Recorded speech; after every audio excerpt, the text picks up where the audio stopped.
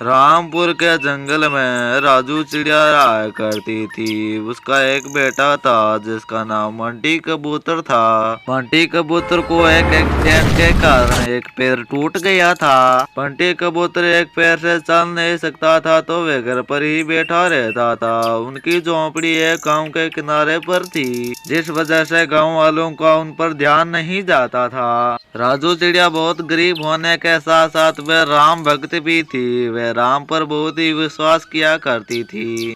एक और दिन बीत गया पर मेरे राम भगवान अभी तक नहीं आए। पर मुझको पता है मेरे राम भगवान जरूर आएंगे मेरे दुख हरने। मुझ गरीब के झोंपड़ी में वो जरूर आएंगे, जरूर आएंगे।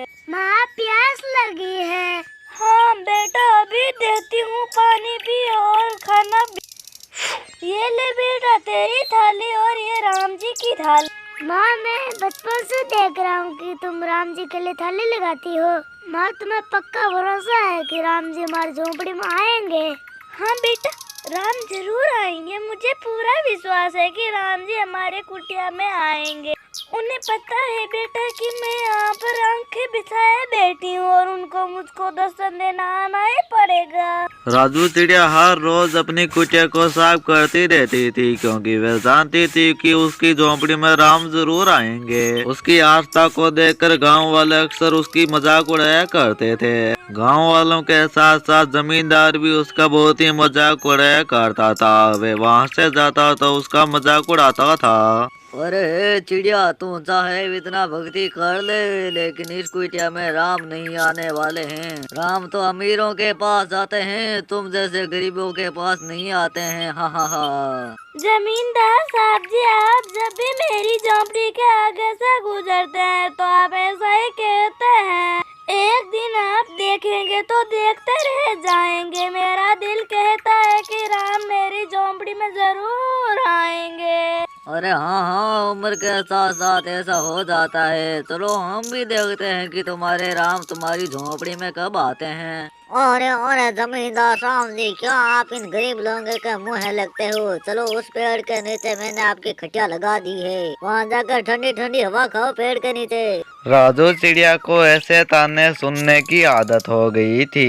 एक दिन की बात है, राजू चिड़िया अपने घर के सामने लकड़ियाँ काट रही थी कि तभी उसके घर के सामने दो साधु आते हैं। वे दोनों शांत स्वभाव के थे। उनकी मुस्कान तो बहुत ही प्यारी थी। माँ, थोड़ा पानी मिलेगा क्या पीने के लिए? अरे अरे बेटा, आओ हमारे झोंपड़ी के अंदर बैठो। अब खाने का भी समय हो गया है। साथ साथ हम तुमको खाना भी देंगे और पानी भी पिलाएंगे। अरे अरे माँ, बाहर कौन आया है? ये दो ऋषि मुनि है बेटा। ये यात्रा पर निकले थे और यहाँ पर विश्राम करना चाहते हैं। ये मेरा बेटा बंटी है। राजू चिड़िया जैसे ही थाली लगाने लगती है कि तभी दूसरा ऋषि उससे पूछता है, माँ, आपने ये भोजन की 3 थालियाँ क्यों लगाई है? हम तो केवल 2 ही लोग हैं ना। बेटा, ये श्री राम की थाली है। मैं जब भी खाना लगाती हूँ श्री राम जी की भी थाली साथ में लगाती हूँ, क्योंकि बेटा मुझे पूरा विश्वास है कि मेरा राम जरूर मेरी कुटिया में आएंगे और इस प्यारे भोजन को ग्रहण करेंगे। ये लो पुत्रों, खाओ। ऋषि मुनियों ने राजू चिड़िया के पास बैठकर कुछ देर बातें की। उन्होंने यह भी सुना कि राजू चिड़िया राम जी पर कितना अटूट विश्वास करती है। जैसे ही शाम हुई, ऋषि मुनि खड़े होकर जाने लगते हैं। आपसे मिलकर प्रभु राम भक्ति देख हमारे हृदय आनंद से भर गया। धन्यवाद जी। अब तो बस मैं इतना ही चाहती हूँ कि मेरे राम जी मुझसे मिलने आए जैसे आप आए हैं। माँ, तुम्हारी भक्ति जीत गए। मैं तुमसे मिलने आ गया। तुम्हारी भक्ति यहाँ मुझे झोंपड़ी में खींच लाई। दोनों ऋषि मुनि राम और लक्ष्मण के रूप में आ जाते हैं। राजू चिड़िया को कुछ पल के लिए तो अपनी आंखों पर विश्वास ही नहीं हो रहा था। उसकी भक्ति जीत गई थी। बस माँ, अब दुख के दिन दूर हो गए हैं। अब आपको चिंता करने की कोई जरूरत नहीं है। अब मेरे आशीर्वाद से सब कुछ ठीक हो जाएगा। राजू चिड़िया का बेटा बंटी कबूतर भी ठीक हो जाता है। फिर वह राम जी के सामने हाथ जोड़ने लग जाता है। देखते ही देखते राजू चिड़िया की झोंपड़ी एक सोने की झोंपड़ी बन जाती है। राजू चिड़िया का घर धन भंडार से भर जाता है और फिर राम और लक्ष्मण अंतर ध्यान हो जाते हैं। जिन गांव वालों ने उसका मजाक उड़ाया था वे आज उसकी भक्ति देखकर आश्चर्यचकित थे। मैं तुम्हारा विश्वास जीत गया।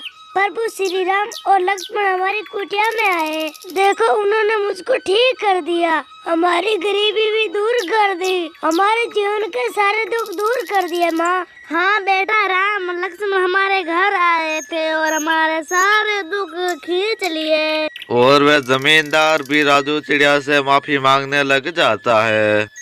राजू बहन मुझको माफ कर दो, मैंने तुम्हारा हर बार मजाक उड़ाया। आज सब कुछ हमारी आंखों के सामने है। तुम सत्य कहती थी कि तुम्हारी झोपड़ी में राम आएंगे। सब राजू चिड़िया से सीख लेते हैं कि राम की भक्ति करने से वे हमें जरूर दर्शन देते हैं।